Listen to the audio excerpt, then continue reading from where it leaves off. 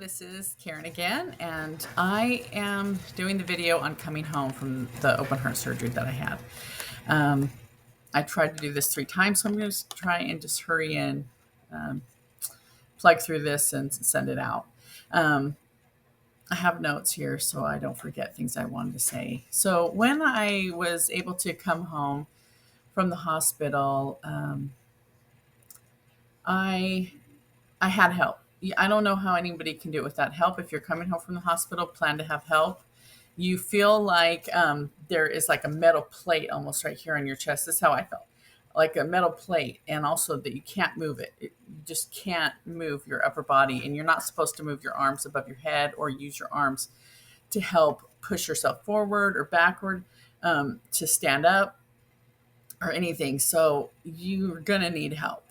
Um, I just pushed through and used my legs, man. I mean, I'm a big person, but I just decided these legs are going to work. And I just use your legs for everything. And a little momentum of pushing forward, leaning forward. You'll find different ways that don't feel like they're moving your chest at all. Because when you move your chest, it feels it's not, I wouldn't say it's painful. It's an awkward feeling like you just know you shouldn't do that. I was never in pain. I did come home with a little bit of pain medicine. There was one pain pill for a day for 10 days. So I wasn't in pain. Never did I ever think, oh, this is so much pain, I can't take it. It was uncomfortable, if that makes sense. So, and there was pain, but it wasn't pain that was excruciating. It was just uncomfortable. Your body does heal, but it's a very awkward pain in your chest, and you feel like I can't pull my arms here or do there. And when you're in the middle of it, you feel like, wow, am I ever going to get better? But you do heal. So, not being able to lift your arms above your head, not being able to use your arms to push and get out of the chair, it's a very strange feeling, and you're going to need help. So, I had my mother here living with us, and she helped out a ton, and my husband, and we also had neighbors and friends that brought in food, and it was a big help. So plan for help. Um, Another thing, oh, because you can't really push yourself off and it's uncomfortable in your chest, I used a recliner. I used a recliner for probably almost 3 months. I didn't lay flat in my bed. I couldn't. I don't know. I've heard some people, they come home from the hospital and they're laying flat in their bed. Some people's stories. I have no idea how they did that. I couldn't have done it. And I knew you'll know when your body's ready to lay flat. You just feel like, okay, I can do this and I can get up from this and I can. I wasn't. I couldn't. And the recliner was a huge help. I mean, it was wonderful. And dropping things on the floor, if you have those little grabby tools that can pick something up off the ground, huge help if you don't have anybody there to help you. Another thing, coming home, if I were you, if I was to do this again, I'd make sure I had an oximeter, something that shows your pulse and your oxygen levels, and a blood pressure cuff. So I would do that. Make sure you have those things. You will have strange feelings in your chest, and you'll be like, "What's going on in my chest? Why is my heart doing that? Is it because I'm having a lot of beats per minute? Is my blood pressure high? Is my blood pressure low?" So you don't know until you have something to show you what it is. Put the thing on your finger. I put the oximeter on my finger. I do my blood pressure. I probably did my blood pressure too much. My doctor said to just do it once a day, but of course I was doing it throughout the day because I was having a lot of strange feelings and they were scaring me. So another thing, because I don't know if everybody has this, but I reached out on the internet and stuff after I got home because being intubated, um, I I had a lump feeling in my throat, which I'm sure was the intubation tube and that like bubble thing they have that they have to pull out that kind of keeps it down in there.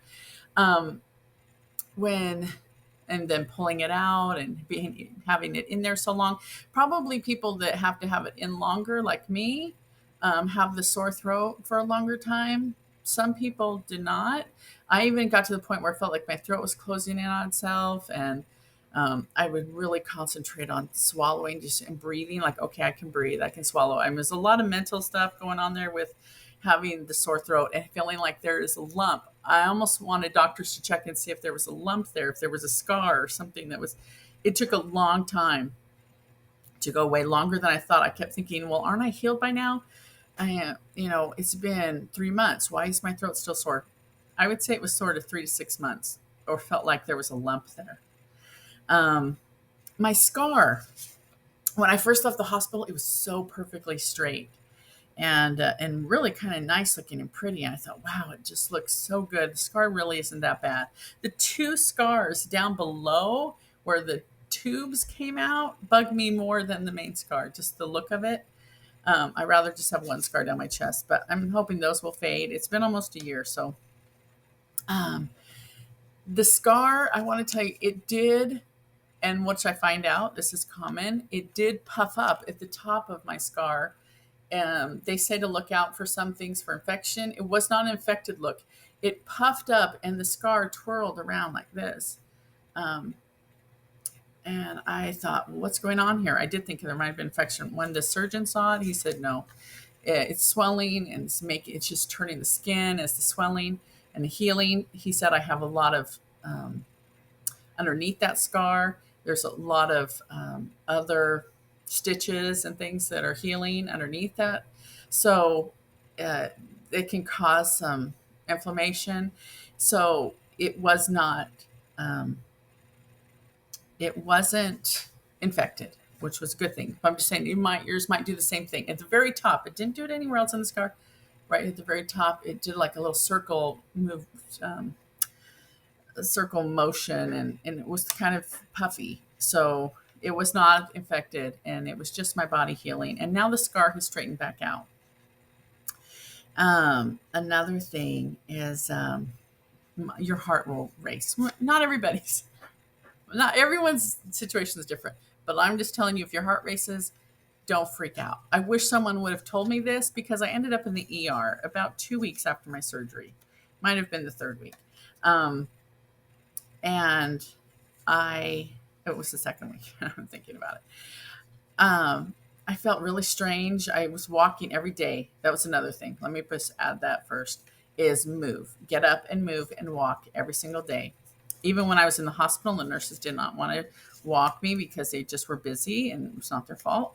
They were busy. I had my husband there, so he was allowed to walk with me because I couldn't walk alone. So I got up and moved, and also helped my mental state. If I wouldn't have been able to walk and I would have been stuck in that bed, I'll tell you another episode of my mental state is a totally different thing that happened from the PTSD that happened after the surgery when I was intubated and wide awake and couldn't tell anybody. Anyway, I needed to move and walk, and it helped my mental state. And so every day I walked. But one day after I was walking, I came into the house and I was moving a little bit more, but I felt a really uncomfortable feeling. I can't even tell you what it was. I can't explain it to you. It was uncomfortable feeling in my body. And something was wrong. I just knew something was wrong. And so I grabbed the oximeter to see what was my heart doing and what was my heart rate. And it was in the 90s, which it stayed kind of like that after the surgery as my heart was healing. It was high. My heartbeat rate was high. But of course, I just walked, so I wasn't really concerned that it was in the 90s. But my surgeon said, if your heart starts to race or whatever, give me a call. And so this was a Friday afternoon, and so my heart went, it was 90s, not racing, but it got up to 130 beats per minute. And I, not knowing what a normal heartbeat was, I just knew this felt like it was racing in my heart. And I had only been home from the hospital 2 weeks at that time. And I didn't know when it was going to stop. Like, is this racing going to continue? I felt like my heart was breaking. And I told you I had that uncomfortable feeling, which I still don't know what it was, but it was very uncomfortable and in my body. And it was my heart racing too, but it was something else. And so we called 911 because I couldn't get a hold of my surgeon. And he was gone. And I think he would have told me, it's going to go down. But I didn't know. When it started racing, it got to 130 and then 140. I had my mom call 911. I thought I was having a heart attack or something. I just wish someone would have this trip to the ER was senseless, and it was a waste of my time, a waste of the doctor's times. And I wish I wouldn't have um, done it. I wish someone just would have said, you know what, your heart's going to race sometimes because it's getting used to all of the stuff that happened to it. It's going to race, but it will go down. And if it stays up high, then call. But it just raced and went to 140. I called 911 right away. I didn't wait. I thought I'm having a heart attack. My heart's getting ruined. My heart's breaking because there was also a pain. It wasn't just my heart racing. I also felt a pain, that uncomfortable pain that I couldn't explain. So I went to the hospital, and of course, I was out in probably 4 hours. It was nothing. They just watched my heart, and my heart stayed in the 90s and in the 80s, um, and that was it. So having your heart race just is not a big deal. It's also your heartbeat per minute. Your heart's healing, and so the beats per minute change. It will be super high, and then it will go super low. And sometimes it would wake me at night because my heart would race. But don't freak out about it. I just wish someone would have told me what to expect, and then I wouldn't have freaked out about when it did happen, when these heart races do happen. That it's okay. They'll stop. They'll slow down. Just like your heart learns what to do, and when it's healing, and what your body needs. So it does heal. And of course, I had told you I have a pig valve, and I have an aneurysm repair. So it was my heart was learning. It had been restricted. I had a bicuspid valve, and that had stenosis, and so I wasn't getting a lot of blood pumping through there. My heart had to pump really hard to get blood through my body, but it didn't need to anymore. And so my heart had to learn that it didn't need to do that anymore. And another thing that happened to me is that my heart felt like, because I hadn't had a valve wide open like that in years, and probably my whole life, because I had a bicuspid valve. Of course, that's something I was born with. So to have a full valve wide open, just pumping blood through, it felt like my heart was so strong. The beat was so strong. I feel my heart just feel like it's pumping out of my chest. I mean, it would just feel, and I'm like, man, am I always going to feel this way? I could just feel my heart pump it, pump it, pump it. And it didn't always feel that way. It's now stopped. It only happens sometimes. Um, so I either got used to it, or my heart realized it didn't need to pump that much. And it just learns, and it heals. And our bodies are amazing things. Um, so I also lost a lot of hair. In those, probably the first 3 months, I was losing so much hair. I still haven't gotten all my hair back. My hair's very thin. And there was hair all over the ground, all over the ground. Looking over here toward my bathroom, and there was just hair. When I finally felt better, and I was cleaning like 6 months after my surgery, and I was really cleaning the house, like deep cleaning, um, I got enough hair to make a wig, probably, that I'd found underneath the bed, underneath cabinets and cupboards, and that had just blown underneath there. Um, and it was okay. I didn't go bald, but my hair, and I'm also older, um, but I did lose hair, and I'm sure it was also stress. This surgery was not without its stress. It was,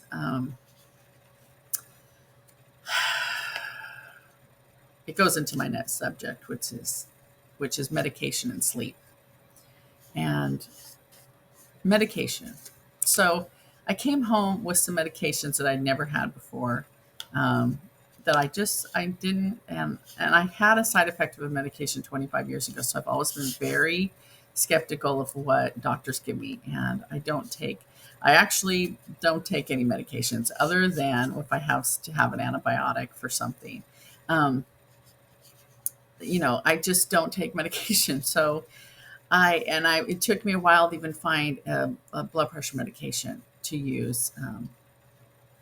when I knew my blood pressure was high. And it took a long time even for me to give in and take blood pressure medication. And because I went through a few too, with side effects to some. So I went home with some drugs. I didn't know what they were. And I just trusted the heart doctor as to know that I was getting something that my heart needed. And also, one drug that they gave me at the hospital for helping me for sleep was melatonin. And um, I wish I wouldn't have taken it now. I didn't realize that it was causing me some emotional issues. That it's a hormone and can cause some people like me. And I seem to have all the side effects of medications, and that's just how my body is. So the melatonin makes me very emotional, and I didn't know that. So that was one on top of it. And another drug was the metoprolol.